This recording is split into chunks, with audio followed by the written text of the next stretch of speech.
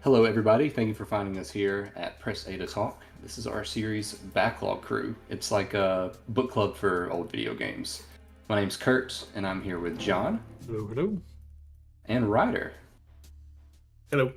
And this is our first one of these in a while, so we thought we'd make a triumphant return with a sequel to probably one of my favorite Backlog Crews we've ever done. We're talking about Metal Gear Solid 2 today. John, you're scratching your chin. I'm just thinking we need to do a tier list at some point of our backlog cruise with everybody and Well, compare.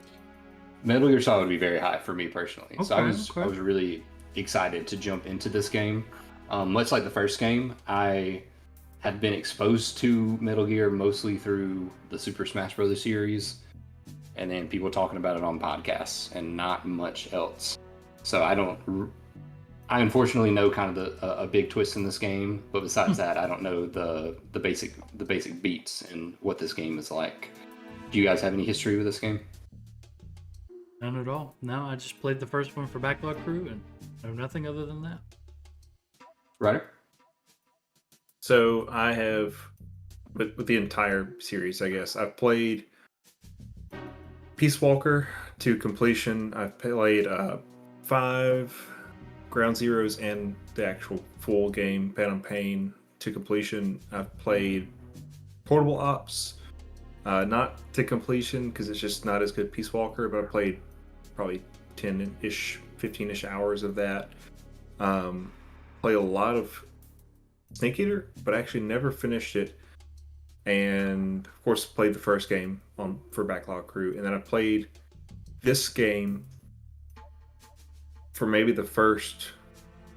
I might have played like 30 minutes to an hour years ago, Mhm. but my exposure at that point had been Portable Ops and Peace Walker, and this game is so different than that. I mean, stealth is still like a part of the series at any point in this series, other than some spin-off titles. Stealth is at its core, what the game is about.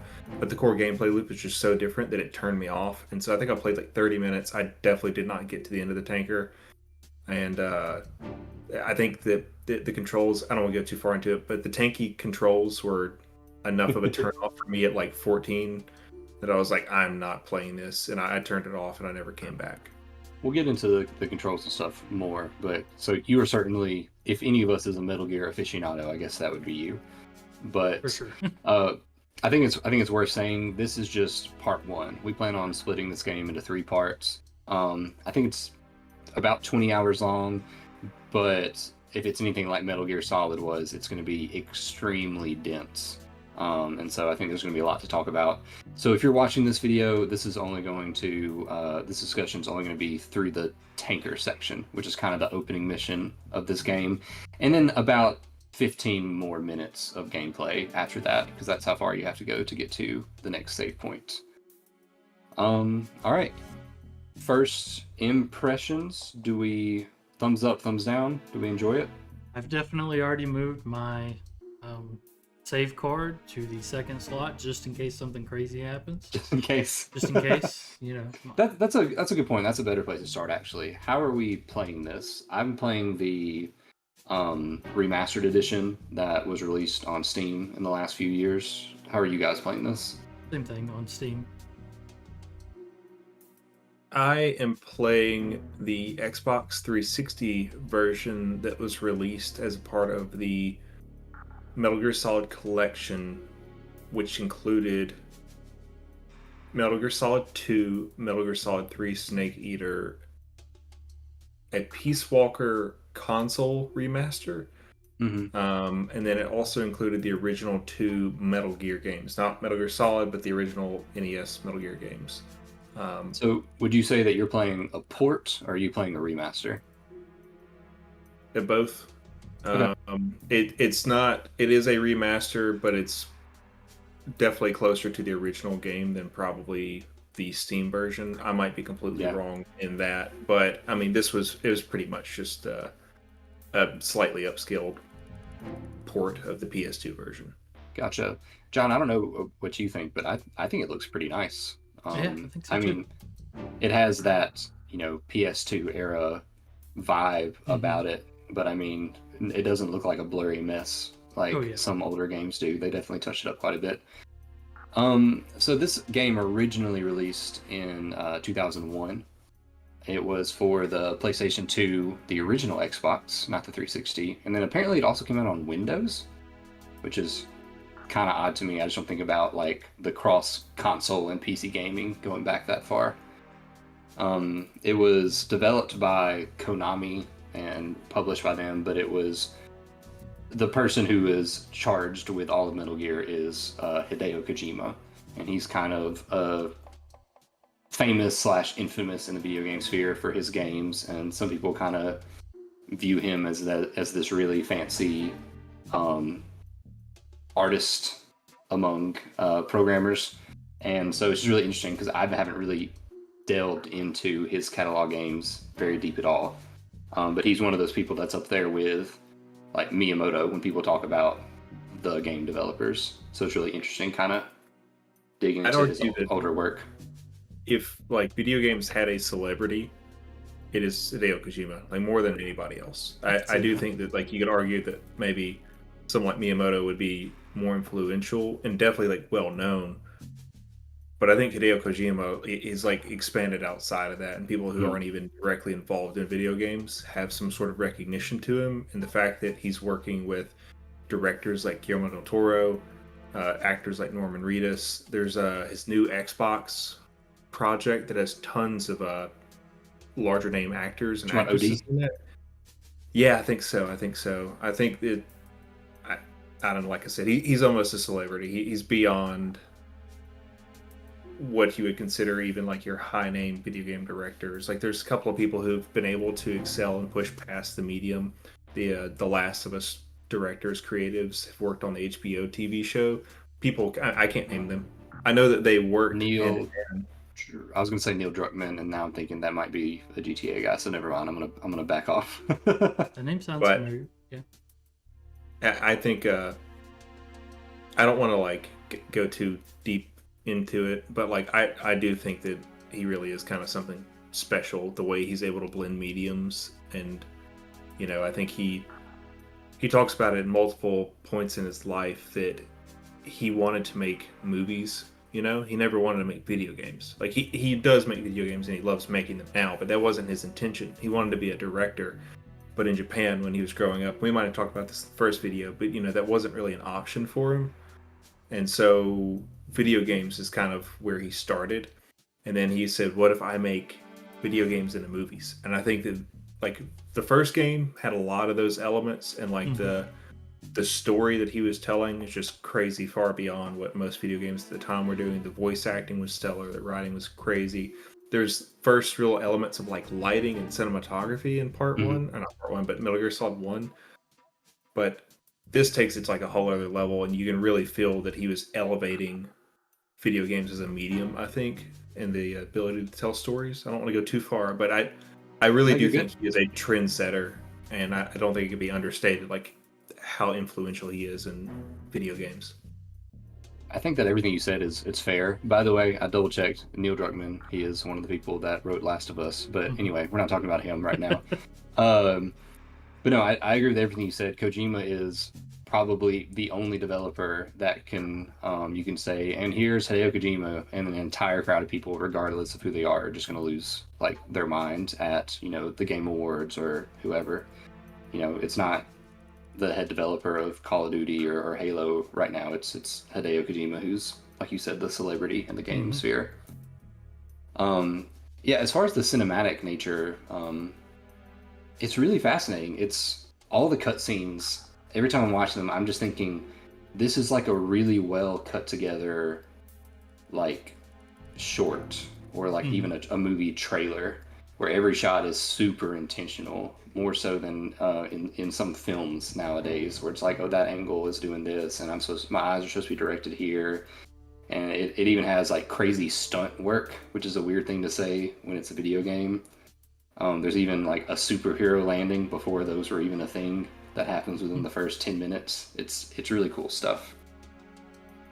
John, did you want to say anything about that? No. I don't mean to put you on the spot. I just want to talk over you. So I think for the benefit of us and for the viewers, it might be a good idea to kind of recap what happened in the first game because these are so story heavy. So I have a paragraph that's like about this long that summarizes what happened in the first game, and I'm not going to read it word for word, but if I leave something out that's important, you guys kind of jump in. Sure, I remember the whole thing. So did either of you watch any kind of recap before we jumped in? No.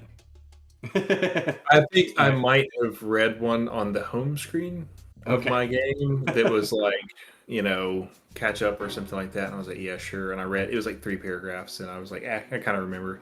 You got the gist. I mean, that probably is enough.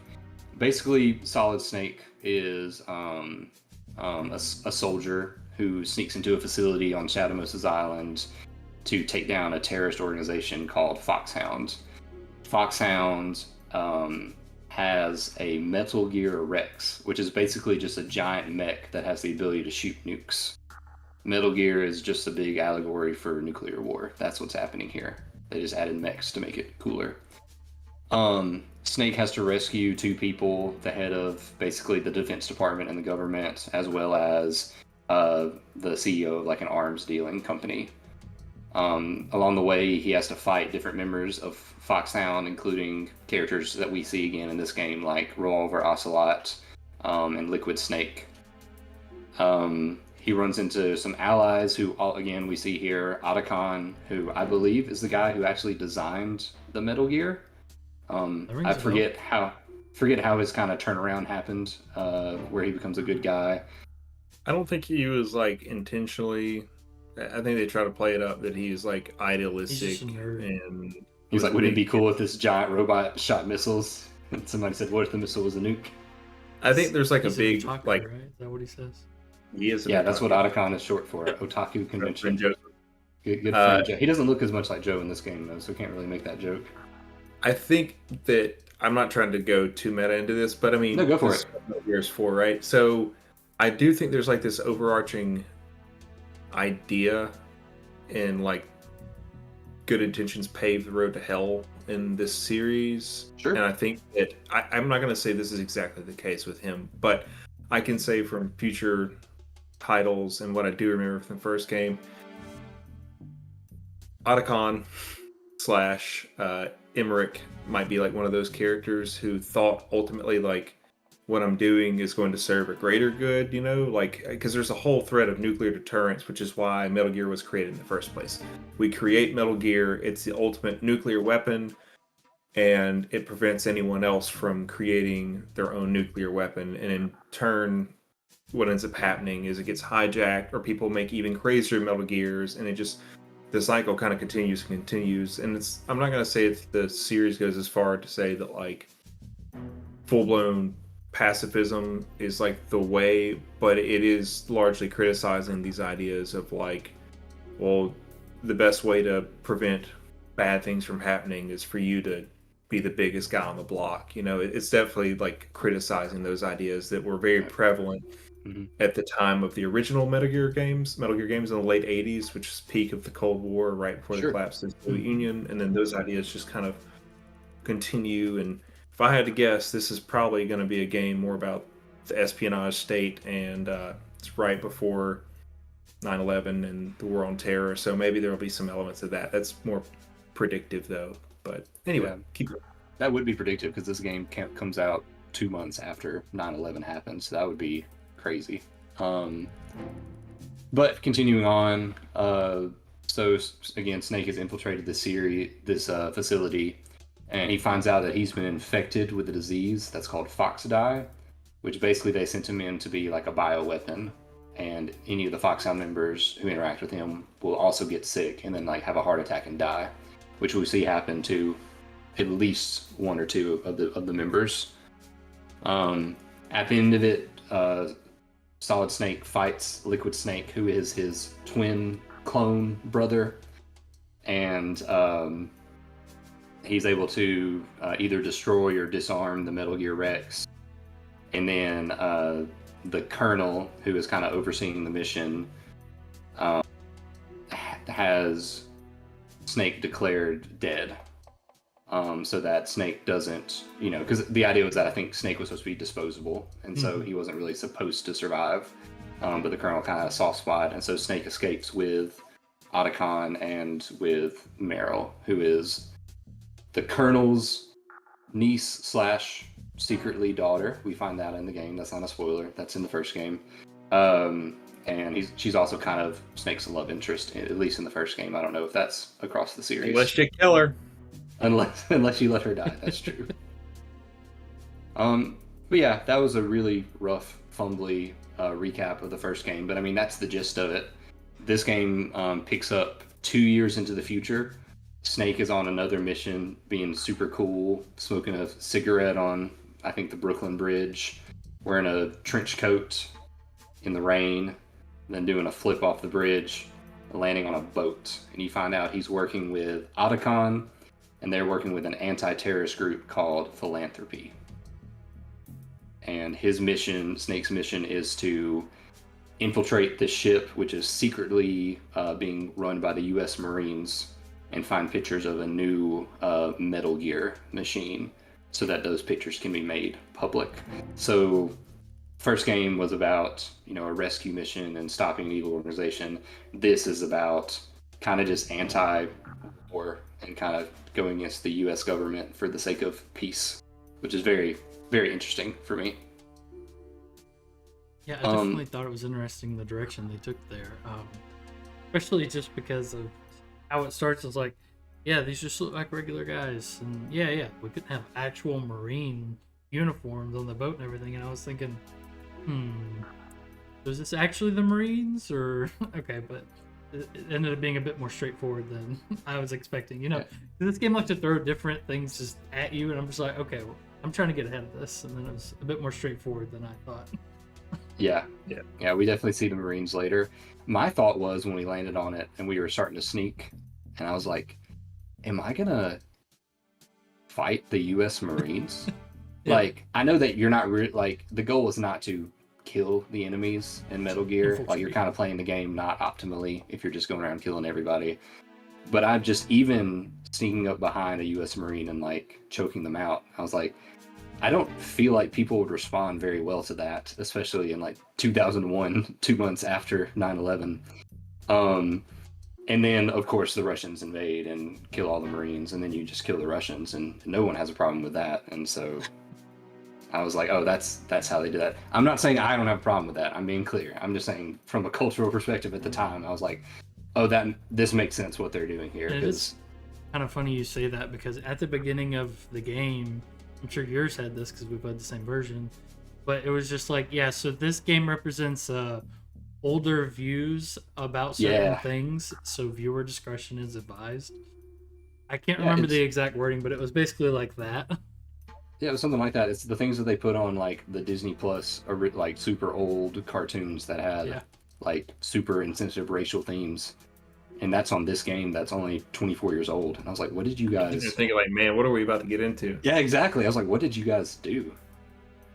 Well, it's clearly the cigarettes, because you start the game with the cigarettes, Yeah. I'm going to... let's just jump in straight to the cigarettes. So first of all, obviously I'm anti-smoking. I'm not... This isn't a soapbox moment. I think the cigarettes in this game are really, really cool.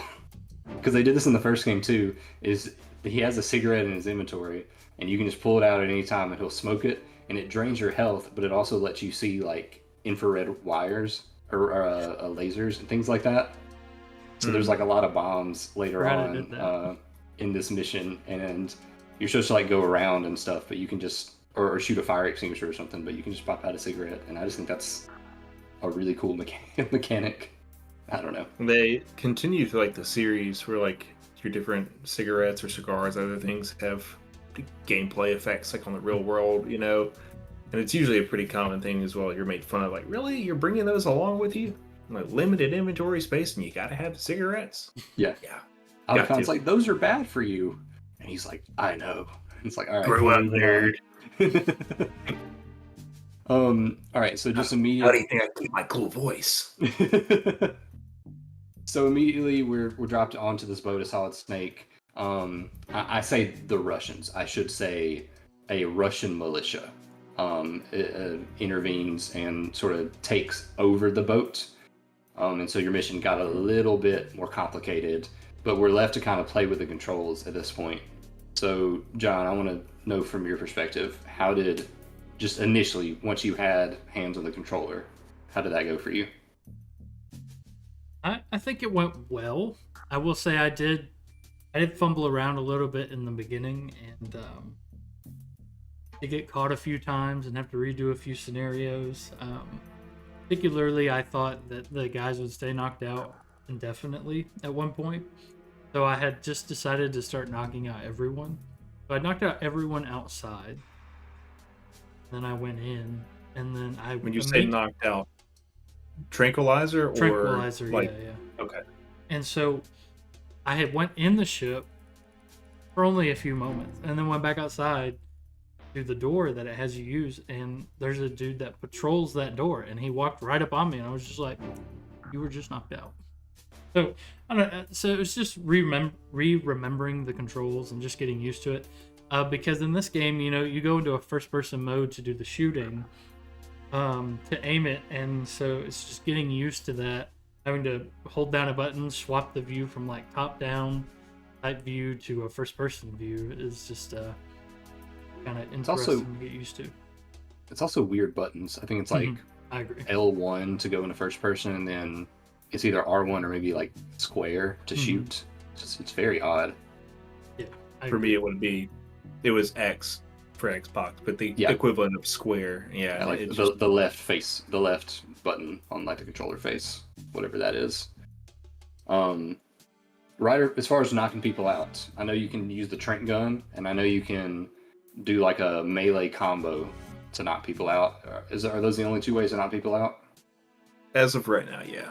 I'm sure the now. game will probably have some other concussive weapons or something like that. Sure. You know, but yeah, for right now, it's either punch people or shoot them. It took me a long time to figure out how the sneak attacks work.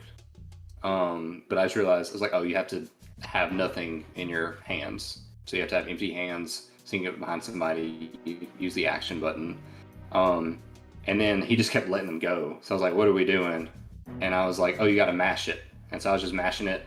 And all of a sudden you hear and then he just drops them. And I go, oh, he's not going to get up, is he?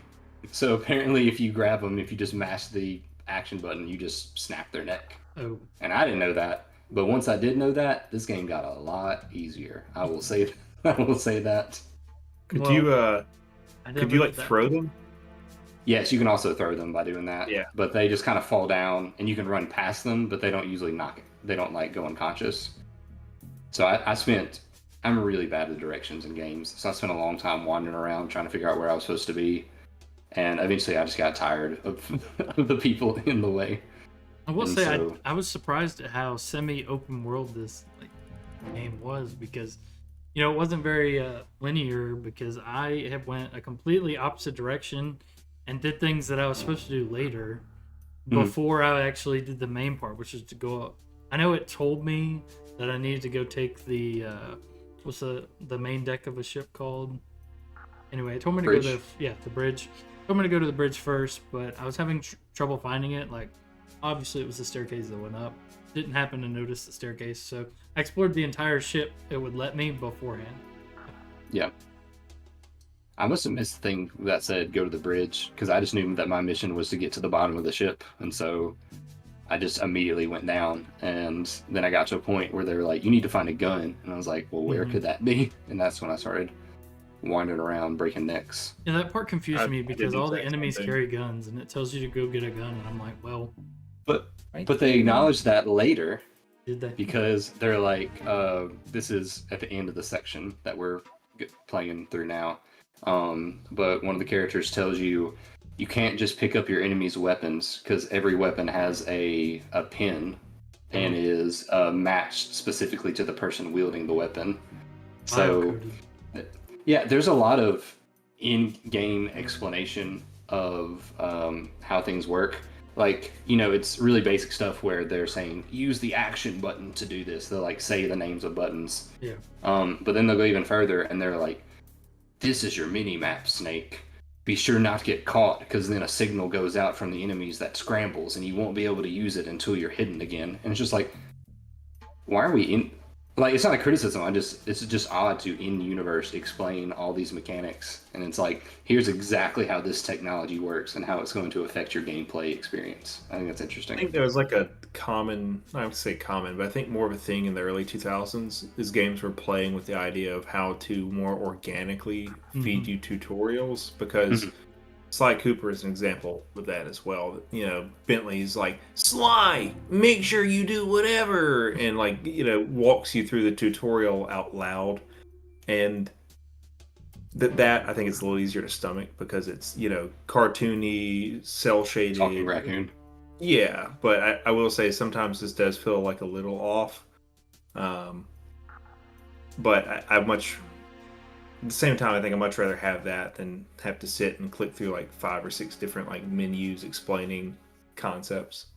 I kind of like Um, it. It's kind of its own like level of cheesiness, and I think if you're telling a story, I mean that's about nuclear war, and you want it to be even kind of enjoyable to get through, you have to have some amount of cheesiness to it. And I think from what I've experienced, the Metal Gear series definitely has a fair amount of that. it Actually, takes itself very seriously, but it allows the campiness to seep through. Takes itself seriously, but it also has one of the main characters whose name is Otaku Convention. true. Worth noting. So you brought up a point. Did we all play with the same mini map settings? So basically, it's there until you're found, and then it disables. Or Yes. did you guys change it up? Because we had the option to change it before we started. Did you have that option, Ryder? Yeah, that's an option on I think the original game as well for the Okay. PS2 or Xbox, because I went and looked it up to try to, because I couldn't understand the description. I Yeah, read the I didn't description and I quite was like, get it "Oh, I either, heard this." and I was like, I'm just gonna leave it as a default. And Yeah. kind of like the setup they have. I mean, it makes sense that it disables whenever you're found. So would the other version be that it's just always up? It's always there? Always on or always off. Interesting. Yeah, I think I did the default option Mhm. as well. Um, yeah, I feel like enough on always that. off would be annoying. I feel like that's like hardcore mode. Hard mode. Yeah. It's like the Nuzlocke of Metal Gear, just making it hard to make it more fun for you. Why didn't you To remember their me, pattern? Exactly. I that mean, would be honestly, okay if you were like, I guess I'm gonna take my turn now on the gameplay. I Sure. think if it was not, if this game was released today, it would be like Metal Gear Solid 5, and it would all be third person, and you would have the option to shoot your gun in first person if you chose that in your settings, but otherwise, you would be able to see around corners and stuff pretty easily. You'd be able to like look into far distances and around curves and stuff without having to worry about being spotted. But the top down view, I cannot imagine playing without the map, with the way that the camera is stationary, because Yep. there's so many times that you would be seen by an enemy who is out of sight, but you cannot see otherwise because they're floating like on the map as a little icon, and they can see you, but you as a player have a very limited point of view. Um, and I will say that even with the mini map, sometimes I still got caught because I couldn't tell which direction they were looking, because I could see the icon and was thinking, oh, they're looking like this way, and then I'd step out, and then the little exclamation mark would pop up, and then I'd have to go through the whole evasive, Gotta go maneuvers find a and locker to hide in. everything. Yeah, which only works for so long. Oh, really? Yeah, Like you eventually keep they doing it start over and over working on- again? Yeah, they can. I don't know if it's like because you use it too many times, you feel made them alerted too many times. But I did have one time where I literally got a special cutscene where it showed while I was in the locker, it showed the enemy like coming into the locker room and them walking up, and they started opening and shooting into the lockers. And they're opening like shoot it clear, opening clear, and then I jumped out like right before they got to me and Sounds like a neutralized SWAT him. team, But right? yeah, it was kind of scary because I could like hear him doing it, and you could hear the lockers like boom, and then the Bang, bang, shooting. bang. I was like, oh my god, man, like I need to move. But I did want to bring up too this is actually, it's the first time. I don't feel like this is kind of really a spoiler, but it's just like something that happens at the beginning of like the games. It's a trend that starts is the "kept you waiting, huh?" is like Okay. a catchphrase of the series, and it's like in all the other trailers and marketing material for the games after That's even this one. in that's even in Snake's reveal for the Smash Brothers Brawl. Hmm. Is his big Yeah, reveal is he pops up and he says that line. yeah. I think this is the first time it comes up because it's a sequel and it's fun to hear him. Kept you waiting, huh? And of course, there's like different deliveries of it, but it stays the same throughout. And it was fun to hear it. It's like, hey. Um, but the gameplay, I wanted to talk real quick about like the controls because I mentioned it earlier. If to me it feels worse than the first game. I don't know if it's because I'm out of practice or I'm just less patient, but I was thinking that I would probably have less problems with this compared to the first game. But for some reason, it felt harder for me to play, like trying to get around corners and stuff like that. And maybe it's because the first game it exists. I think the first game existed maybe before analog sticks were standard, even though PS1 did have the option for you to play with an analog stick. But I couldn't remember. Do you guys remember if those were strictly directional in the first game? Like you What do you essentially mean had eight strictly different, directional? Oh, you like you mean had like like eight directions, like up, down, I, left, right, I and then think the it might angles. have been, but I think a bigger part of it, at least for me, is that all of the areas were top down and they were kind of from that perspective in the first game, whereas this one Mhm. tries to be, correct me if I'm wrong. Like at an Um, angle almost. yeah, maybe like a slight angle, but in this, there's instead of it just being like you're looking at a room like this or you're looking at it kind of at an angle, sometimes it'll be off to the side. Mhm. It's a little Yeah. bit more cinematic. And for me, that's difficult when you don't have that full camera control. Because again, this is 2001, so we're just kind of figuring out the dual analog stick camera thing. And this feels very reminiscent of sort of the Resident Evil esque, maybe Devil May Cry might be a better comparison style. Sort of, you have a fixed camera for this, and then once you walk to the end of this hallway, then it kind of shifts.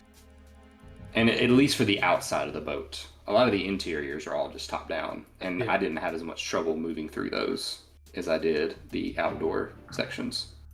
It's not as bad as like Resident Evil. Like it does. It still kind of feels like tank controls, but it's It's not definitely nearly as more frustrating. updated.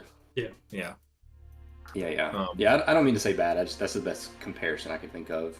I mean, I don't think it's wrong to say bad. This is like right at that transitionary time where there were games that were not doing that. It's not quite tank controls because you can at least like reverse and stuff without Mhm. having to like do a full like like Right. only being able to turn at 90-degree angles, but it still has that holdover feeling. But that said, I feel like John, you brought it up, and it's a good time to talk about it as well. I'm not trying to hog this, but No, go for it. the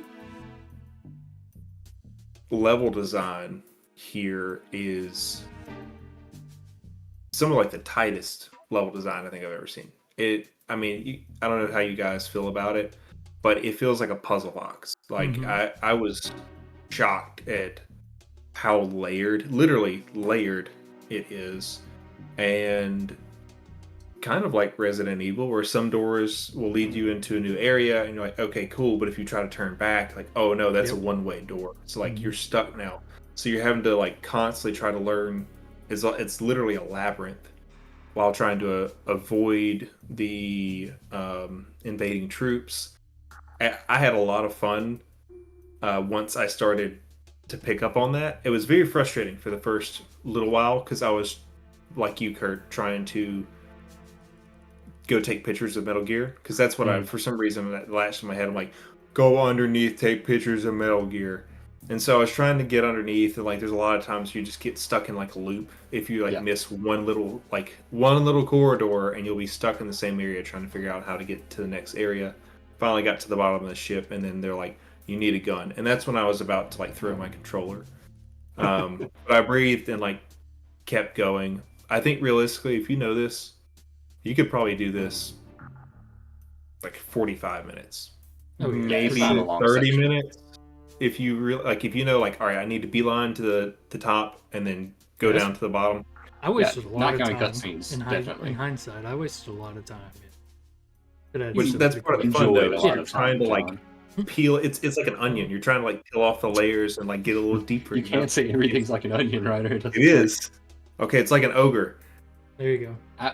I really appreciate not Pretty just how tall. well designed all the areas are, and like the level design, but also that it all feels like real in context. Mm-hmm. Like there's a lot of games where it's like a lot of RPGs where like this dungeon is the sewers, and then it's like sewers don't work this way at all. This is just an aesthetic, and like that's fine because it's whatever.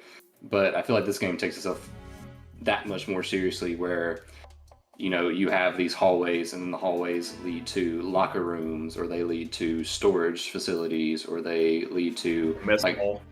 yeah, or a mess hall, and things like that.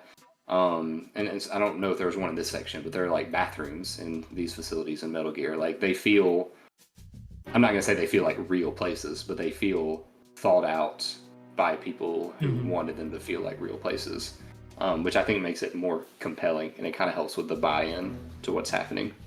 Mhm. The menus are weird. I will say that having the trigger buttons both be different kinds of menus, and then you have to scroll through it. And for me, it scrolls like the opposite direction that I want it to in my brain. Yeah, I didn't like that. I was yeah. used to the menus because all the games do that. I will say they get better, more intuitive the further along they go. But that is one thing where I felt like it was pulled down and it was going up, and I was like, no, I don't want it to go that. And which is especially frustrating if you're in the middle of a fight and you're trying to like get to a specific item. Does Metal Gear Solid 5 have like the exact same thing, or does it have like a radial menu? Because I feel like this It's is the exact just same thing. really. I just feel like that's just begging to become like hold down a button and then point a direction on the analog stick to like quick access stuff. I get that. I think that probably could have been fine, but I mean, not to you can question maybe Kojima. argue. I certainly don't. Yeah. I certainly I'm sure don't. there's some argument for why they didn't do that, because that was definitely a thing in 2015, But Yeah. I will say that this menu, it comes to an end, right? It just Like loops around. Does it loop around? Okay, well, Yeah. it does that in those games as well. I will say, like I said, it's just more intuitive. It feels more natural, but you're not like doing like it's the same analog stick every time. I don't know. Yeah. It doesn't feel as bad. That's fair. Did you guys see the posters in the locker room? Yeah. Thought that was really funny. It's right before the main section with the explosives, where Snake's like, "Oh, I better go get a gun." There's a poster on the left that just has, it's just like a real photo of a human woman on it, who I assume is some kind of Japanese actress or celebrity or model or somebody. And then, so that locker door is closed, and there's an open locker next to it. And if you close the locker next to it, there's also a photo of like a Japanese man next to it. And I don't know if there's more to it than that, but I thought it was cute. That's funny. I thought that one of them might have been Kojima. I was trying to get a better look at it, but I thought it was his like face on a different body or something, like pasted onto it. I don't know what Kojima looked like in 2001, but those pictures didn't look like Kojima to me. But I don't know. I just thought that was just like a silly, cute thing. Yeah. Sure. I don't mean to keep bringing up Smash, but it just keeps coming to mind. But in Smash Brothers, there's a Pokemon stage, and there's a little house, and inside the house there's a photo of the game director's cat, like just their real cat, and just a real picture of them. And I think it's fun when directors are like, I like this thing. I'm just gonna put a picture of it in the game just for fun. It's harmless. That's fun. Ryder, did you figure anything out? I found a website that's trying to make me pay for viewing the image. Well, put that credit card in, buddy. Go for it. It says I need a premium membership to view this image, so That's definitely not. I might not be figuring that something out. you should be worried about. So anyway, after you see the really funny lockers with the real people, they're like, wait. Oh wait, do you have something to say, John? Say bridge, right? Yeah, Bridge right. first? Well, I didn't do the bridge first. I went down and saw the explosives. Fair enough. And they were like, wait, don't go forward because there's explosives and you need a gun to disarm the explosives. And I was like, got it. And then I immediately ran forward and The whole ship just explodes. It was glorious. But yes, you eventually have to go up to the bridge to get a gun. And that's where we have our first boss fight. And the name of that boss was... Come on, guys. Pop quiz. Liquid Olga. Snake. It is Olga. Okay. Last name? Hansen. Petrovich. Pretty close. Gerlakovich. Skimeshkovich. You were much closer, John. That's It's, because I'm looking at it. Gerlukovich. So, her name's Olga Gerlukovich. She is the expecting daughter of Colonel Gerlukovich, who is leading this mission and is kind of in charge of this Russian militia. And she's like, yeah, Dad, the mission was a success. And he's like, good, get out of there. You're too important to me to be in danger. And she says, you'll never understand me, Dad. I want to be on the battlefield. Gotta go. There's some guy sneaking around. Was that, y'all are laughing at me? Is that not a perfect rendition of what actually happened? That's what pretty happened. close. It I was was just that, kinda laughing but with a because- Russian accent. There's so much in this game that we're already missing. Like the from just like I was thinking about the beginning of the game. It goes so in depth. There's like the whole like 12 to 15 minute conversation between Snake and like Otacon about the significance of them like getting on the ship and taking pictures. And I'm just like, Oh, yeah, no, well, that's basically the gist of it. But I'm okay. trying to think like the I political got this. implications of things, you know? I got Sure, this. yeah. So the Marines were building this in secret so that the U.S. citizens don't figure out that the United States is developing another Metal Gear thing. Everyone is basically what I gathered from this, that everyone is building a Metal Gear thing.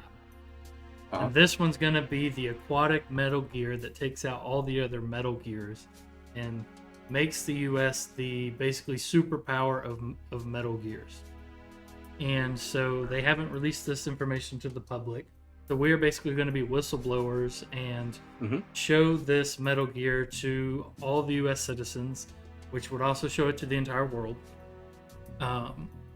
And so that is our main goal. However, the Russian group is there to steal it because they know about it for some reason that we haven't determined yet. And we see a flipping of a revolver in a helicopter. Who could that be? And then, yeah, that's what prompts us to go check the bridge, is to see who might be the group that has shown up here to steal Metal Gear from the Marines, who shouldn't have it in the first place because they definitely don't hide things from U.S. citizens. Is that good? How's that for political intrigue? And I think, honestly, the thing that dates this more than anything is the idea that whistleblowing on the United States military will ultimately result in some sort of change to the to what they are currently doing. That proves that this is pre 9/11, because there are things that they do that are way less intense than create a new, nuclear Robots. swimming device like that. Yeah, exactly. That nothing ever changed. Yeah, after that's whistleblowing. what's so great about fiction, is that we get to live out our fantasies of enacting political change by revealing the horrible things our government does. I do think it's funny because I think that the Marines were doing this and keeping it secret from the other branches as well. Yeah. And it's funny to me because the branches do operate kind of independently, but the Marines are technically like a sub-branch of United States Navy. And also, the funniest thing about this is me going like way too into this. Go for it. Like, I try not to like do this because it's easy for me to be like, this sucks. I don't think this sucks. But it's easy for me to be like, oh, come on. Like, suspension of disbelief only goes so far. And this is a very realistic world with like a lot of the way they handle these different ideas, especially like philosophy. It takes itself very, very seriously. But I could not take the idea of the Marines doing this seriously because they're the like lowest funded branch of the United States military, and they get like hand-me-down equipment from all the other branches. My brother is a Marine and talks all the time about how like, the stuff that they get is retired from the Army. Stuff that they had 20 years prior is brand new for the Marines. So it's funny to think about the Marines being like, we have spent all of our budget on swimming nuke robot. And then it, never mind. I don't want to get too ahead No, of the you're story. fine. I do want to get into the Olga boss fight, but you're right, because But after the boss fight happens, a drone flies up, and apparently the drone is called a Cipher, and Otacon and Snake are like, oh, that's one of the armies. So the army is spying on them. spying and also aware that the Marines have been attacked by this Russian group. So we can talk a little bit more about that, what it means, because we get a little bit more hints as to what this could all be. I feel like there's something. Oh, we can do the Olga boss fight first. I'm sorry, I'm not trying to get. No, you're good. Did we miss anything like story wise? Did I miss anything? I guess specifically. Me. No. You got it's more that like they go like straight in to this in the very beginning of the game, going like really deep into like the ideas of nuclear deterrence and the moral responsibility of the government versus people acting outside of it as whistleblowers and their responsibilities, people who were members of the military, and like it goes really deep into this, and we're not even realistically an hour into this game yet. I mean, they literally like put real quotes from real people about like nuclear war, and I wish I would have written down one of them so I could read it off, but like they are taking it, I mean, seriously, I guess is the best word that I have, and there is a lot to it. And yeah, I know that I'm like, oh, it's a Russian girl with daddy issues, but also that's also happening. That's also very much that's the most straightforward part of this game so far. What this game is. So you meet Olga, and she immediately just starts firing on you because you've infiltrated the ship, and she's technically in charge of this part of the mission. Before I just ramble, John, what was your experience with the boss fight? Let's see. I think I messed up one of my controls at one point. I was laying on the ground when I didn't mean to, and she threw a perfect grenade to land on top of me. And then I remembered that rations were a thing, and then I put those. I equipped those because, if I'm not mistaken, they only work when you equip them, right? I think they'll automatically heal you. Oh, do they? Whenever. Okay, I could be wrong. Like you can use them if you equip them, but I think they automatically heal you whenever. Do they? Okay. If you have them equipped, they'll. Oh, only if you have them equipped. My bad. Otherwise, you have to go into your inventory and click on them to use them. My bad, John. So, but yeah, I wouldn't say that boss fight was terribly difficult. I know it's got basically like 3 phases. Because at one point a tarp blocks her view, and so you have to change your position a few times to basically get the kill. But I think it's really interesting because like you can shoot the tarp away. So like if you just shoot the fasteners that are holding the tarp blows away. When I started the boss fight, I forgot you could aim in first person, so I just kind of ran to the left corner of the map and was just kind of firing because I could get to her, even though she was hiding behind the bookshelf. She pre-fires not the bookshelf. A lot, she free fires a lot, but also eventually, after I shot her enough times from that one location, there's a spotlight that's pointing out, and she shoots or kicks the spotlight or something and points it directly to where I was standing. So then the light was in my eyes, and so Snake couldn't shoot accurately in that direction. It was really interesting. Did yours do the same thing with that, John? The spotlight? I think so. I don't quite recall the spotlight, but I think so. I only had to do shoot out the spotlight. Was asking Kurt if he shot out the spotlight. No, I didn't shoot out the spotlight. I had to do the fight a couple of times, and the first time I had forgotten you could aim in first person, so that's why I was over on the left. And so she did the spotlight thing, and I didn't think about trying to shoot the spotlight. But can you just do that and blow the bulb?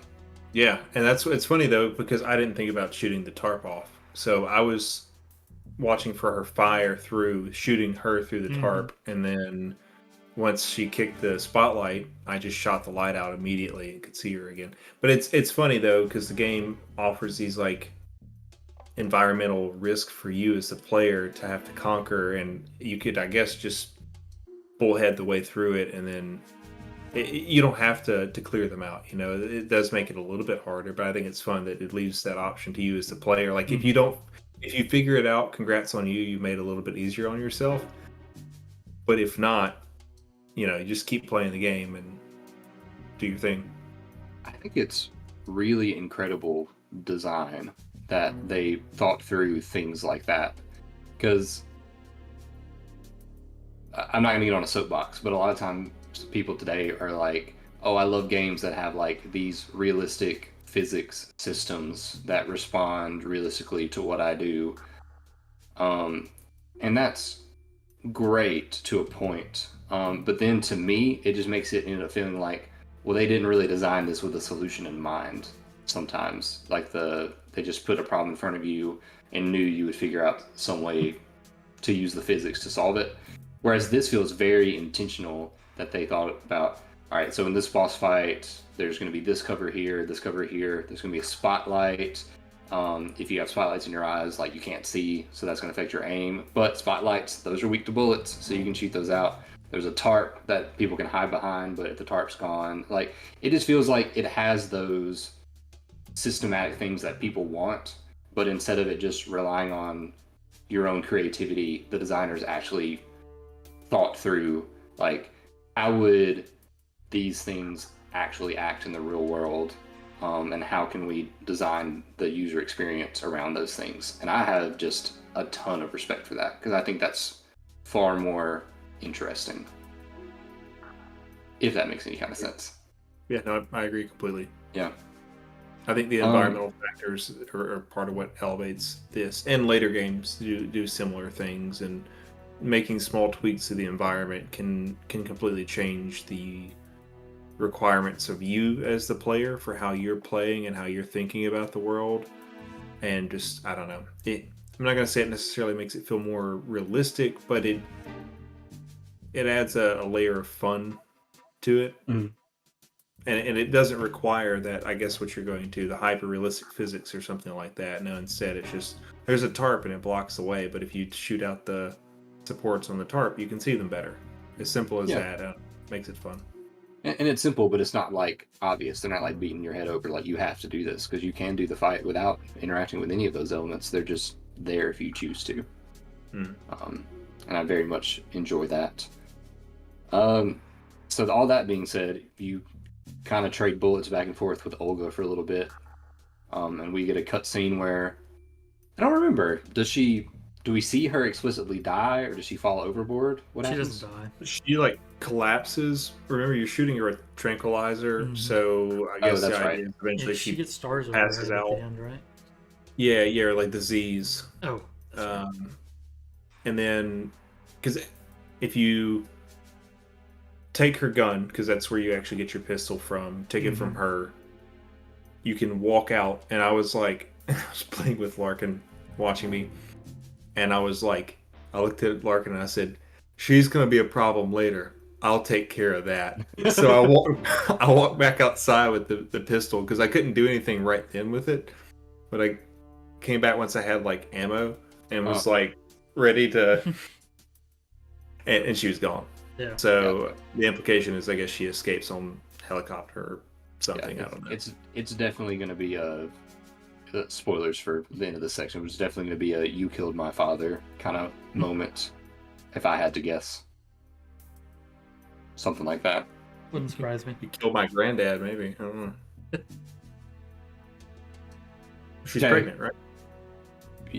Yeah. Are you saying the baby's going to be born? And Yeah. I'm saying the baby's going to be born and want revenge within the scope of this 20 game. years later. the baby. They're gonna put the baby's brain inside of Metal Gear. I would fully believe if that's something that happens by the time Duh, it's Metal Gear duh. Solid 5, is that the Metal Gear mechs are like fully powered by human sentience. Alright, so we get the gun. It's just a normal gun. You can't steal other people's weapons, but you can sure steal their ammo. Did you guys know, by the way, that if you grab the enemies and then you just kind of shake the control stick around, that Snake will shake their bodies and then like supplies will pop out of their bodies? No, I did not that's know that. hilarious. Yeah, you can do that to like farm ammo and farm rations and grenades and things like that. Because I was thinking you could maybe soft lock yourself if you weren't careful, and to not being able to finish the section because of the needing the pistol. And if you used all the ammunition before you got a chance to use it for the progressing the story that you'd be stuck. Because I realized at one point that I think some of the ammo respawned for me, but I went back for like a second time to get some more ammo and it was gone from that area. So I was thinking, what happens if you as a player make a big mistake and decide to do some target practice? So that is actually good to know for next PlayStation. It's also just really funny because the animation's kind of clunky and he's just sort of like, and then all of a sudden it just be like, bloop, pop out. You have to take the gun back down to the lower deck. And then where these lasers are that are tripped to an explosive, there are basically like power banks, and you have to shoot the power banks to stop the lasers. No one had trouble with that, right? It was really I blew it up easy. by mistake once because I aimed at the green light, but it decided I didn't, and I watched the whole ship blow up. I did it like 3 times. Okay, I think I did it 5 or 6 times because the first time I shot the green box and I was like, I did it, and then I heard Icon go wait, and then I immediately like exploded the ship. Yeah, exactly. The next time I loaded in, I just accidentally walked in too fast and it exploded, and it was just, it took me forever to figure out where all the boxes were, and I kept accidentally setting off like the very last one. It was a good time. Speaking of boxes, did you guys find the sneaking box and the wet sneaking box? I did. I didn't use either of them, but I definitely found the wet sneaking box. You didn't find the wet I'm one? kind of sad. It was on the top of the I didn't boat, find either one of them. directly on the other side of the fight you do. Did you put it in your inventory, or was it just like Put it in a? your inventory. Yeah, they both go in inventory. They have different stats too, and I assume it's just like if you put it on and don't move, then they won't notice you. Like enemies don't notice you. I actually did that a few times because for some reason I was really struggling with the kitchen area. And so I ended up behind the counter at one point. I had been seen by the guy that patrols in there. And so I had shot him a few times with the tranquilizer and then hidden a box behind the bar, the counter, and he's laying on the ground right next to me. The box, and other guys show up and wake him up. And then he's like, oh yeah, where did that guy go? Okay. And they all just left me in the box, and they all just left. It was wonderful. That's a great running gag. Mm-hmm. Yeah. I think you can get like later in the series, like maybe Peace Walker, you can get like upgraded boxes that are like camouflage better and stuff. And there's like a love box that has like hearts on it, and soldiers are like, ooh, like climb into it. I did get trapped in the, I think it's the walk-in refrigerator, I think, or the pantry area, whichever one it is. And so I hid in the in the box. It says oranges on the side, I think. So I just hid in there, and they finally were like, "Careful, Snake! They're sending a SWAT team to find you." And so the SWAT team wandered around forever, did not find me. Finally, they were starting to leave. The bar had this much left to like it was gonna like de-escalate. And then one guy was like, question mark. Lifts up box. He's like, sure could go for an orange right now. And he found me right at the end of the bar, about to go away, and it was just funny. So I know I don't want to overanalyze here, but Hideo Kojima might be a genius, guys. Because oranges, assuming it's intentional, this is on a ship, right? Yeah.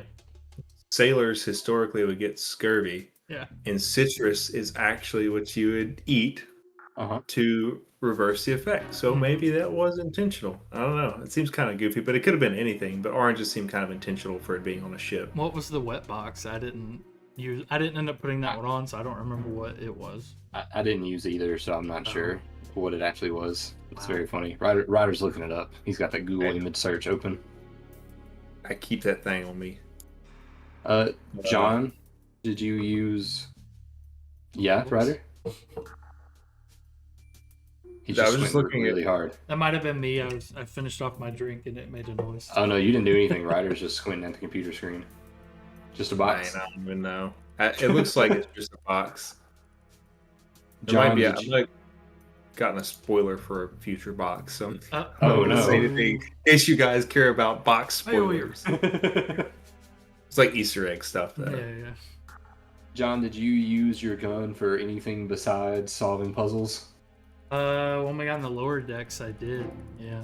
You kind of have to Yeah, in did that you- one area, right? Isn't that a Are you required talking about area? like that? Choose a gun. The Where they send a bunch hallway of where enemies they at send you? waves of enemies at you. I think you could do that with a trank gun, but probably a If you lot go easier. for headshots or for the heart, you can knock them out in one go. But Well, I went for the lethal option. anyways, I started Because- blasting. I was gonna say I started blasting him. I mean, right after that, there's this guy that shows up whipping a pistol around, and he just kills one of them himself. So why can't I do it? You just blame him, right? we skipped something wild that I want to talk about real quick. Yeah, go ahead. There's a part where you're walking down the hall, and like Snake is sneaking, and you see the shadow of a giant dude with a machine gun, and Snake's like, "Is that Vulcan Raven?" Who is one of the bosses from the first game. And then you turn the corner, and there's just a little action figure of Vulcan Raven with a flashlight sitting on the ground beside it, shining at this giant shadow on the wall. It's wonderful. And what the heck is that's really funny. Did you shoot it? No, should I have? Yeah. Oh. If you shoot it, he like starts like calling out catchphrases and starts like shooting BBs out. And so he's like jittering and like shooting BBs and like saying his quotes from the original game in that boss fight. It's That's fun. really funny. Does that alert people to your location? No, Because there's nobody down there that's true. other than like I think it's like 2 rooms over or something. I hope I that think if you there's shoot him again, he does something else. I hope that there's minifigs of all the bosses. I want Decoy Octopus to show up and be in disguise. I get Decoy Octopus was not the interesting choice here. I should have said Psychomantis to show up and tell me. I don't remember like Decoy Steam Octopus. library. Yeah, I don't even remember that one. So I don't think you actually fight Decoy Octopus. I'm pretty sure he's like a master of disguise. I'm pretty sure one of the hostages you rescue was actually just Decoy Octopus. But then You're right. and then he has that heart attack. And you're like, why do you have the heart attack? And it's like, oh, because you're a bioweapon and he was one of the bad guys you were trying to kill. I don't think you actually ever see regular Decoy Octopus. I've said that far too many times. It means nothing now. Decoy Octopus. Anyway. Decoy Octopus. After you get through that laser section, you kind of have to go through this area where it's multiple levels, and you kind of gotta go up and down ladders while people are patrolling around. And I 100% believe that it's designed where you can sneak your way through all that. Because one of the very first things you can do is if you run up behind somebody and do a sneak attack, you like throw them off the edge of the balcony they're on, and they fall down and land on top of another guy. And you can knock out 2 people without anybody noticing. It's really interesting. But man, if I didn't just get caught over and over again and try to hide in the corners and inevitably have to use my pistol to kind of stave off and get through that area. But did you guys have any trouble getting to the bottom of the ship? I don't think so. Come on, guys, just pretend for me. I mean, by the time I was down there, I will be honest, this game had overstayed its welcome at that point for me, because I don't know, did you guys do this all in one session or did you do it like over like 2 sessions? I did it over 2. One session. So it was too much for one session for me, and my frustration was starting to peak by the time I got down to the bottom of the ship and then realized I had to go find the pistol, because I finally was like, I've had a breakthrough, by getting down there, and I already had to fight through a couple enemies, use a lot of my tranquilizer rounds, and I got down there and was like, Yeah, I went through that. time to go back before I went and got the So- pistol. So I think you did the same thing, Kurt, which is crazy. All 3 of us did that because it's We're all not bad what at you're video supposed to games. do. Well, But it does tell you that you need to go to the bridge first, but I It believe does, you. I just but- don't have any recollection of that at all. the big thing I was remembering was like Metal Gear's at the bottom. I need pictures, and so that's Yeah. what I was I got my doing. I mission. didn't think it mattered, but so by the time I got back down to the bottom of the ship and I blew myself up like 3 times, I was getting pretty peeved And it just also, it was just like a long day in general, more like on my personal life side of things. But it was like a bad combination. So that by the time I was down there, I was like, I've got to be close to the end. Like, I've got to be close to the end. And then when I got caught and tried to hide and was just getting shot over and over again, I was tired of trying to run. And that's when I was like, you know, this is not the type of Metal Gear Solid game where I care about getting the no-kill achievements or the special skins on my gun for that or whatever, you know. And so I literally stood in one place and I waited for people to come by and I just unloaded as fast as I could press the button. I was shooting. I was just going like headshot, headshot, headshot, and it honestly was kind of cathartic, and it allowed me to keep pushing to the end of the section because there's like 2 other times where I had to do that. I probably put like 25, 30 bodies on the ground, and even a little bit later when I probably could have stealth killed like one guy, I was just like, nope, no mercy. No, I think that's perfectly valid, and if they didn't want us to use the gun, they wouldn't have given us the gun. So I think it's perfectly fine, Ryder. In character, Solid Snake would not have done that. That's not canon. It's fine. I am not Solid Snake, so. Did you guys save often while you were playing? Yep, and get little bits of advice the whole time. Yeah, so in the first game, the person you call to save, her name is Mei Ling, and she's a Chinese American. And sometimes when you would save, she would share like Chinese proverbs, or I assume Chinese proverbs. They were proverbs with you, and she would kind of explain their meaning and their relevance, and Nick would be like, "Oh, thanks, Mei Ling." Well, Otacon is the one handling your saves this time, and he still does the same thing, except he's terrible at interpreting these. So I'm just gonna read my favorite one. He says, "Hey Snake, what's hardest won, most easily lost? It's time, get it? Amazing how relevant these Chinese proverbs still are. Once the moment's gone, it's gone. Except for daylight saving times, of course. That extra hour to do anything you like with every autumn, gotta love it. Then again, you lose an hour every spring, so I guess the proverbs are right. Wow, they thought of everything." And then Snake says, "Did they even have daylight saving times back then?"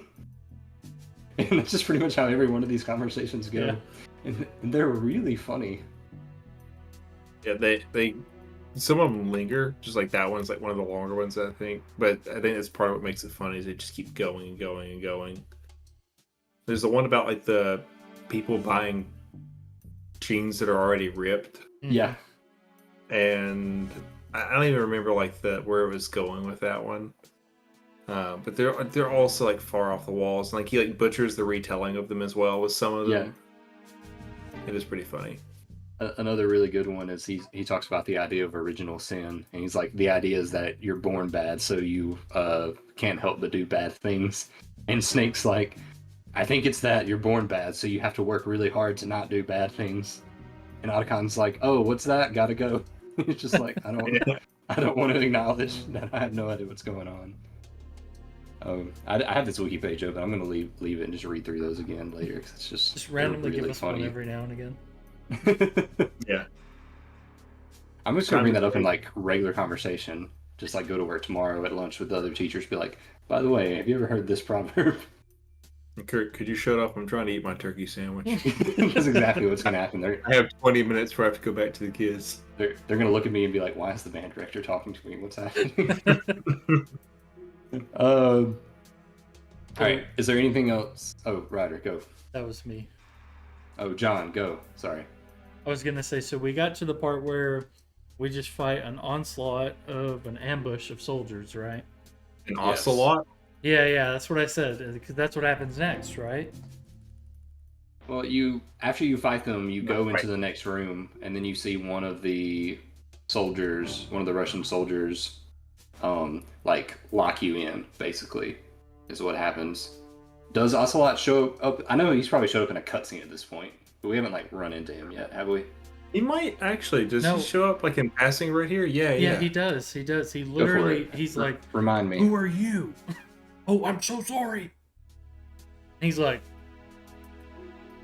Oh, you're right. He does. He shows up and he kills the guy that locked. The guy's like, everything went perfect, sir. He's like, great. You're dead to me now. Which there's like the double crossing on his side because he's working with the Russians, but like maybe not actually. And then for the American side, there's definitely some distrust going on because the Marines aren't telling the other branches of the military, and the Army seems to be spying on them. So, like, is this part of like a larger meta narrative of like these things only breed distrust, and like ultimately there is no good in war? I don't know. No, I don't. I think the I answer don't is read yes, into games Ryder. like that. No. I think the answer. Yeah, I don't like politics in my games, Ryder. So if we could just get back to stopping this nuclear missile, that'd be great. That's like a legitimate thing I see on Reddit sometimes. The people being like, isn't it insane? Like, I really hate that they made Metal Gear Solid 5 woke. The original series wasn't like this. It's like what? What? Like, they're like, keep politics out of these games. They're just supposed to be about cool action set pieces. Like, I don't think you played the same 20-hour game I did. It's like you're thinking of Uncharted. That's what you were thinking of. Uncharted, actually. Like 007. That's what if you want to go play a spy game that doesn't have politics in it. Go play any of those. I haven't seen or played any James Bond stuff. Is it really apolitical? Because that sounds impossible with the subject matter. Largely, yeah. I mean, I guess that like there's the same way. Is it like mustache swirling supervillain like kind of stuff? Not really. It doesn't really go any deeper than like world domination. There's no like philosophy of the world domination. But future Backlog Crew, there's 2 of those that are really good. Sorry for another. Yeah, I think like From Russia with Love and Everything or Nothing are actually amazing games, and they're from the same era. So, anyways, separate thing. We'll talk about that later. All right, so we get to this section, and it's finally time to take the pictures of the Metal Gear Ray, is what this one's called, the Metal Gear Ray. And Icon goes very in depth. It's like, Snake, I need 4 pictures. I need a front. I need that side profile. I need that other side profile. And I need that 3/4 shot. And then I also need just a super up-close pic of the Marines logo so that they can't just try to put a spin on this and say, that actually wasn't the Marines. That was just people dressed like the Marines. And we have to do all this during a speech. Because we figure out the Marines below deck have no idea their ship's been taken over by someone else. Which means, I would say, probably not very good Marines. I'm just going to throw that out there. If you don't know that your ship has been taken over, you probably messed up somewhere. This section is like... Oh, go ahead. I would say not that it was taken over, but like they're still like actively above deck. Like no one else has thought to like check on what's going on outside. Well, apparently the commandant is what they call him has been giving a speech for the last 2 hours, and there's 7 minutes left. So you have 7 minutes to sneak through just rooms and rooms full of Marines, and then get these pictures and upload them online, or send them to Otacon, basically. It's really funny because the speech is just sort of, basic, like American. Or the Marine power. It's more about Marine glory than American glory. Like the Marine glory, blah, blah, blah, blah, blah. He's talking, and you're kind of sneaking through, and then you go into one room, and there's 2 projectors, and one of them keeps flickering off, so the Marines will just, like, turn their heads all at once. So if you're sneaking in that direction, then you mess up. And then eventually you get to a point where the Commandant, like, stops the speech, and he says, you guys look a little tense. Yep. How about some stretching? Everybody left, and I was just standing like on the ground flat to the left, and every single Marine goes and just immediately looks at me. I love all like the 200 exclamation marks that all pop up at once. And fun fact, when you're caught in each different room, you get a different cutscene. Oh, really? Mm-hmm. I only got caught one time, and so in that cutscene, Snake has his arms up, and he's like being escorted like to the upper deck. With a gun to his back. What happens in the other scenes? They're all very similar, but they are different. And so at one point you're walking through a crowd of them. I think another one you're off to like the side, and they're all like pointing guns at you. and then you're escorted, I think, with the second one, and then the third one, if you get caught on stage, it's got the commandant in it as well. So each one did have a unique, albeit they're very similar. They're just escorting you somewhere. They were different. That's still a really cool I attention to don't detail. know. I thought I got to the end of room 1 without being caught, and I don't know what was in my brain. I think I was just like, I wonder what'll happen. So I like shot one of the guys in the crowd, and then like all the exclamation marks went up, and then I got the cutscene with them all surrounding me with their guns, and I was like, haha, that's funny. And then it was like, game over screen. And then it restarted me back at the very beginning of the room, and I had to redo it, and I was like, I don't know why I did that. And then I was like, well, thankfully this will only be it's a pretty much a straight path, to the section. And I got to the end of it, and then realized that there's 2 other rooms, and then I got caught twice in that room. Oh no! and so the frustration started building again. It went from something that was like a funny little hee hee to like a, why am I making myself suffer right now? Did you notice the differences in the cutscenes? Yeah, I did. I didn't get caught in the third room, but I did get caught in the second one twice, and that was because I was trying to jump the gun. Because when they're switching directions, there's a delay. They don't. It doesn't flick to the other, projector, and then they turn immediately. They stare for like 3 seconds, and then they turn. And so when the lights went down, and it turned on the left side, I was already crawling again without realizing that they were still facing toward me, and it happened like twice because I was being impatient. Did you notice in his speech at one point he says, "Remember, Marines, you always have to stay hyper vigilant. The enemy could be anywhere."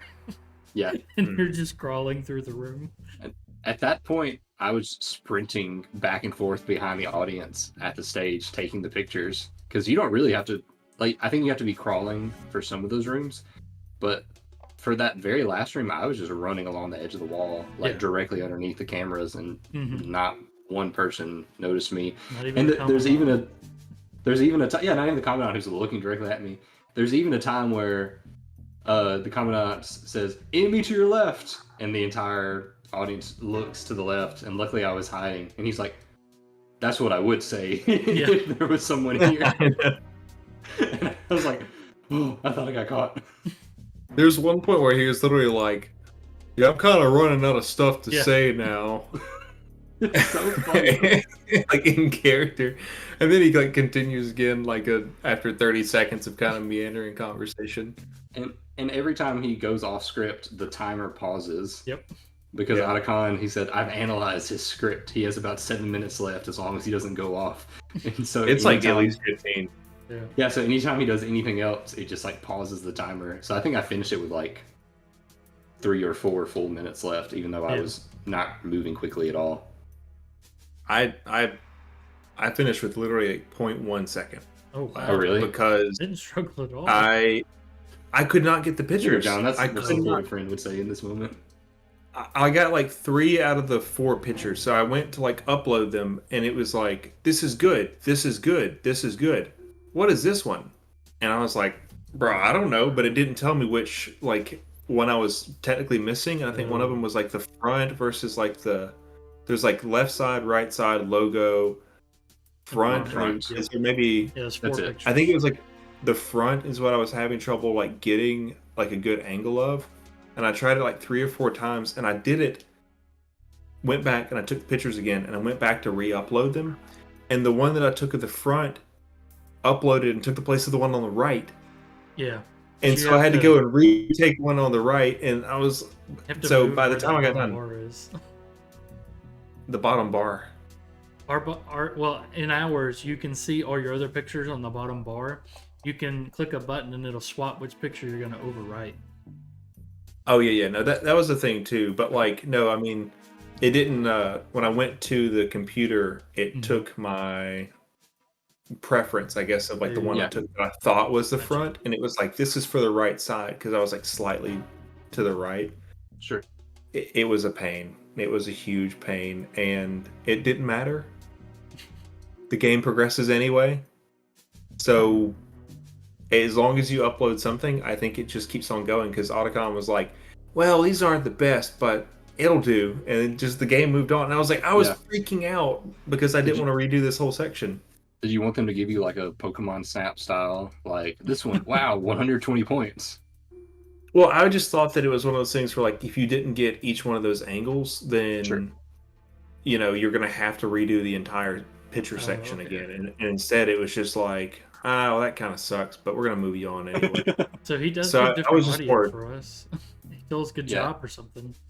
Yeah, different photos. He said different things. He was like, "Wow, this one's great. You can see it really clearly." And then I had one that was like, "It's kind of hard to see, but this will work." So I'm sure if you just like took a picture of the ground, like he would be like, "No way, Snake, this isn't what we need." But I feel like they try to be a little generous with it.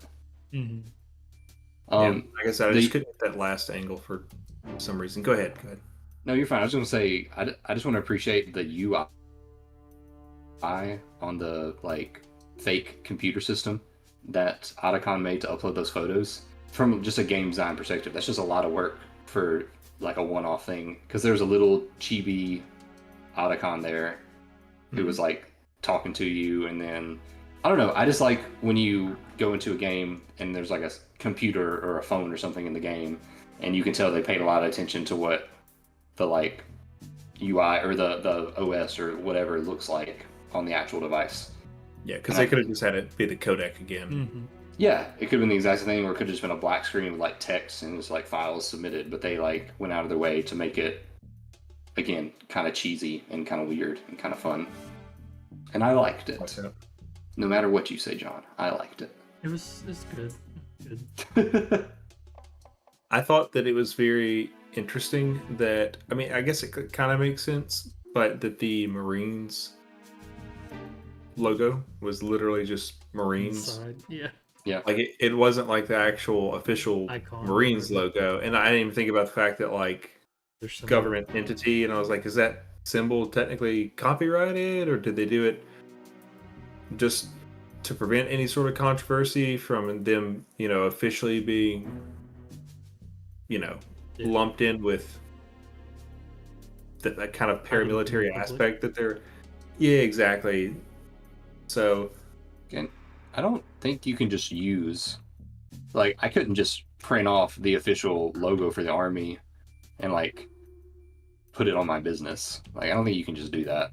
So I yeah, feel like but like it's fair probably use some of that. laws, is It's kind of very what what? I would think. Like fair use laws, and like the fact that like they wouldn't be claiming, like, in the scope of this, it's art, right? So like if I were to like paint a picture of United States like Marine symbol Mhm. and like sell it as like a part of my business, I don't think I would get in trouble for that, because it's technically art. It's different from just putting it like on the face of my business and be like, this is my logo. Sure. That's kind of Yeah, it might be one of those things where, like, just in the context that it's in, because I know, for example, you can't use the red, like, cross plus sign logo, in media. It's like illegal. That's why, like, video game health packs either have like an H on them or they have like a heart on them nowadays. Oh, okay. which again, I feel like that might be like more copyright than. Might be. I don't know. I was trying to think of how Call of Duty does it or Rainbow Six Siege, but Call of Duty just went out the window. They use, with like, skins actual and logo, stuff, I'm so pretty sure. I have no idea. I don't know. I I don't know. Let I'll us look know in for the that. comments. There we go. After you've liked and subscribed. It's an hour in, but we got it. Are we ready to talk about the next cutscene? Yes. All right, I'm gonna jump into that. So after you I'm upload reading the about picture, trademark law. I was gonna say, I can tell Military. Ryder's like diving deep right now.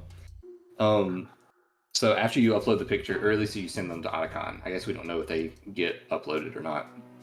Great But you point. send them, you send them to Otacon, and all of a sudden Ocelot shows up, talking in his crazy accent. Yeah, Ocelot Revolver, that guy who, keep in mind, not only did we shoot a lot of times, but also got his arm chopped off by a cyborg ninja in the first game. He's back. He also has 2 arms now. And he has been working with Gerlukovich, whom he betrays, and kills, and then he's like, I'm gonna blow up the entire ship unless you guys back off. And so naturally everybody backs off. When the Marine Commandant sees Ocelot, he says, and I quote, Lale Lilolu. And that's the mystery that I want to know the answer to the most. Because, like, truly, Ocelot shows up, and the Commandant turns and goes, Lale Lilolu. And I was like, did I just have a stroke? Like, did the game just glitch out? But it had the subtitle there, too. So, I really want to know what that means. Ryder? I mean, don't spoil anything if you know, but I... No, I mean, my Do you guys first remember that thought, happening? Did I have a fever dream? Yeah. No, you didn't. Okay. Okay. My first thought was like, we'll see further in the game, right? And maybe Sure. we won't, because sometimes this stuff just isn't explained. But my first thought was it was like military, code speech Code type name. of thing, Oh. and that it was like there is like the Lollapalooza, like used that phrase came up like in World War II, and the term Lollapalooza is a word that cannot be spoken by like a speaker.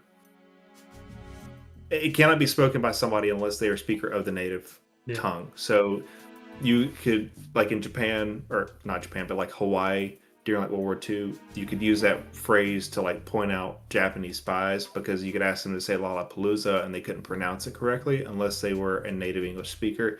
And my brain was like, oh, it's something to do with like military code phrases or something like that. I have no clue. That was literally just like my brain jumped from like one to the other and was like, maybe. But I haven't looked it up or anything, so I don't know if that's a real world thing or if it's an in-universe thing. So my initial thought was maybe, like, was he really surprised and that's what kind of slipped out? I don't think so. Is that like him going, wowzers?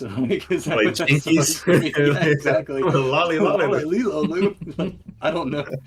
But I really want to know what that is. Also,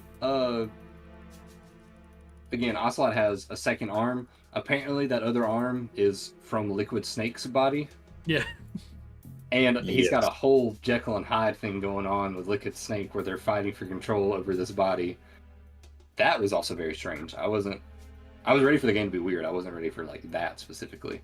This game goes so much further already into the weird zone compared to like the first game. Go ahead, John. It was so funny just thinking about, because they're surrounded by Marines on all sides. It's not a dead man switch on the bomb.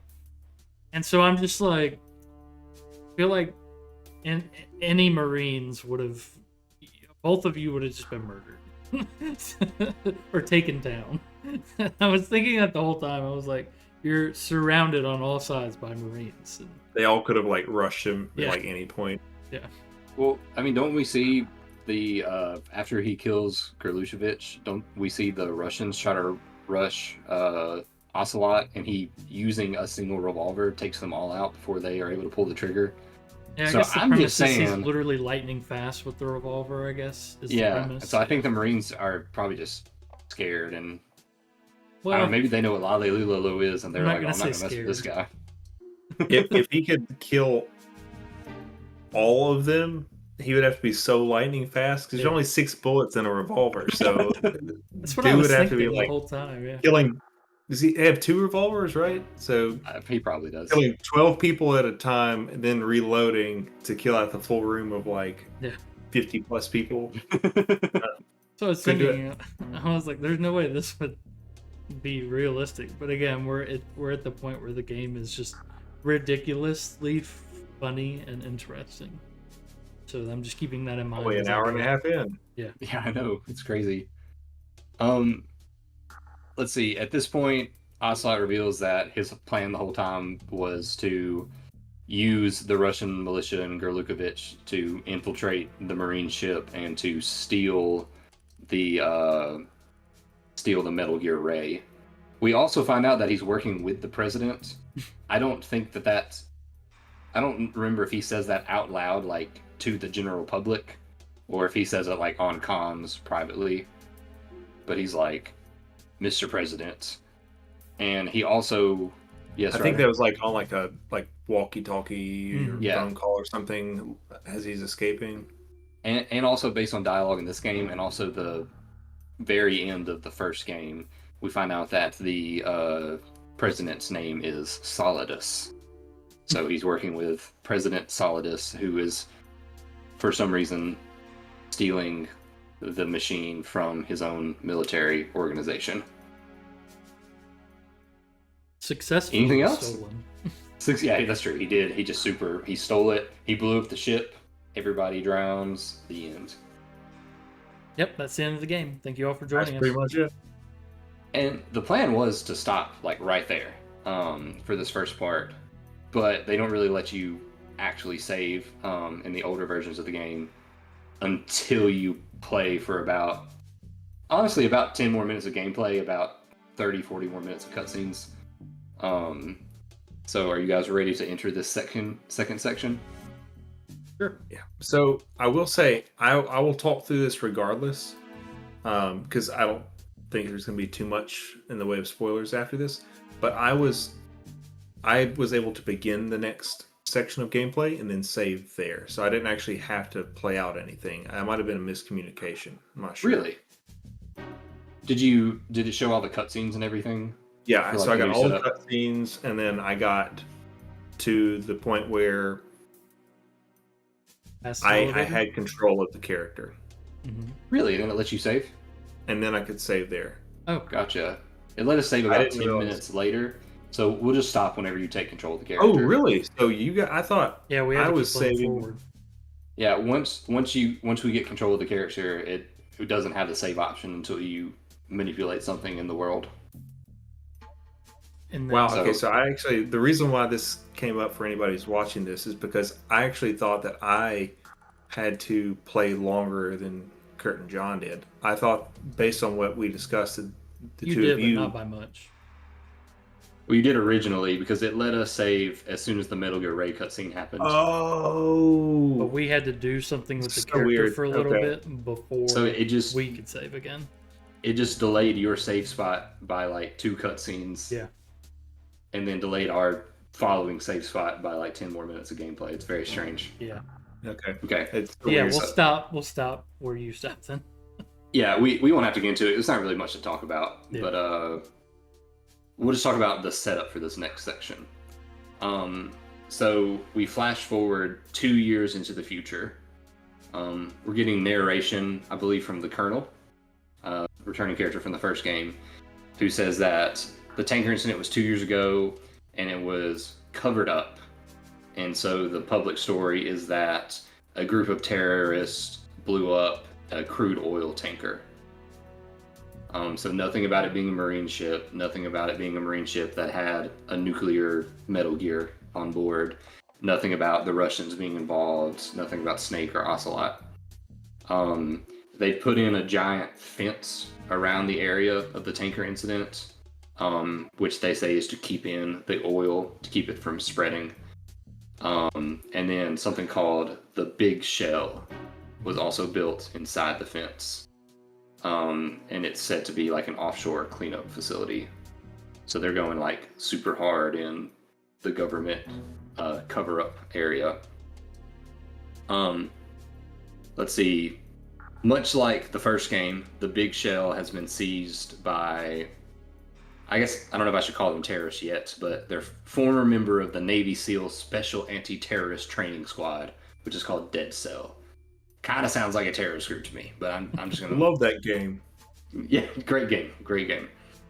But Dead Cell is working with a Russian private army who are the members of Gerlukovich's team, like the remaining members from that original team from years ago. They have seized the Big Shell and they're demanding $30 billion in order to release their hostages. One of them is a like super important conservationist, and one of them is the president, who, if you remember, 2 years ago arranged this whole scheme to begin with. And they say if their demands are not met, then they'll blow up the Big Shell, which will lead to like a ecological disaster. And I don't know if that's actually true because again, the whole crude oil tanker thing was a cover up. So I don't know if there's actually any danger of that, but that's the story that's happening. Unless Unless this is all actually a true story, and we just got it wrong from the beginning. No, I was actually going to say, unless maybe there are still nukes there. Maybe you could argue that, like, in the ship that sank, maybe, I don't know, the nukes weren't all taken with Metal Gear Ray. I don't know. It's possible. But we see our character. They sure do love starting these missions with the main character just being absolutely soaking wet. We have our character. He's diving underwater. He's wearing his gray sneaking suit. John, do you notice anything about this character? He was wearing a sneaking suit. He was wearing a sneaking suit. They're calling him Snake. And they're saying, Snake, your mission is to infiltrate the big shell and save the president and the other hostage or hostages, disarm the terrorists, and also SEAL Team 10, the Navy group, is also performing a rescue mission, but you guys are not working together. For the president, right? Yes, to rescue the president. Yeah. And then when you're diving down in that cutscene before you take control of the character, when you're cutting into the fence to get in the area, you're like, the fence has already been cut open. Someone else must have came through here. Yes. And they're like, was it, and your character is saying is like, was it, the Navy team that's also infiltrating? They're saying, no, they're supposed to be landing above. So we don't know who this person is at this point that's cut through there. Ryder, I can't remember exactly when this conversation happens, but I think it's like immediately before you're able to save. Do you mind if I go ahead and say it? Because it'll be like the very next thing you do.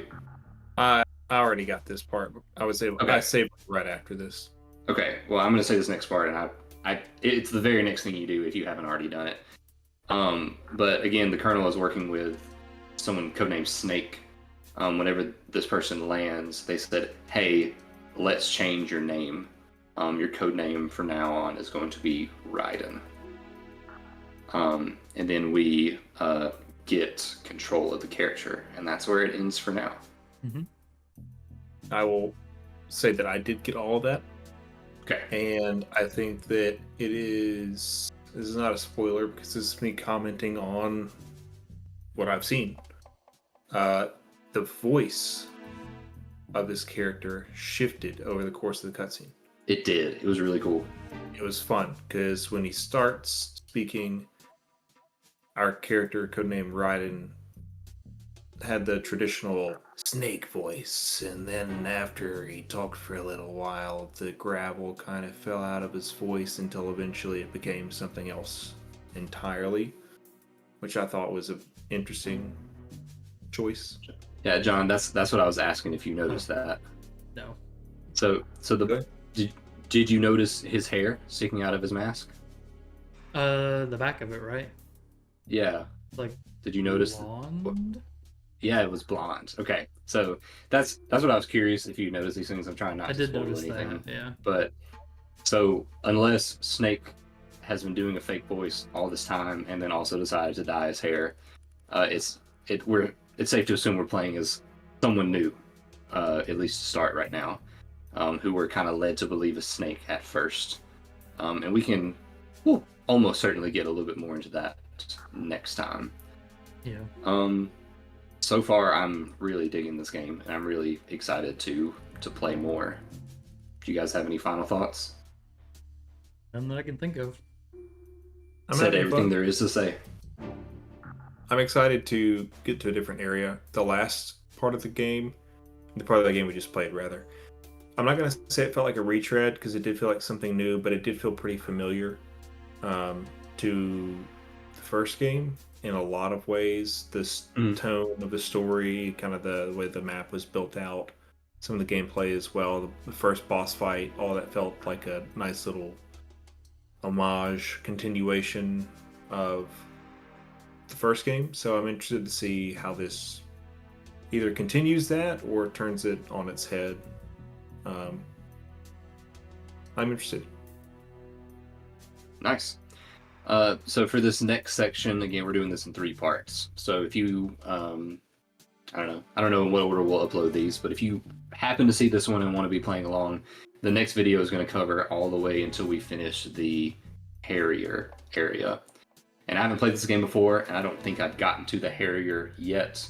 But people online seem to think it'll be pretty obvious once you finish that section.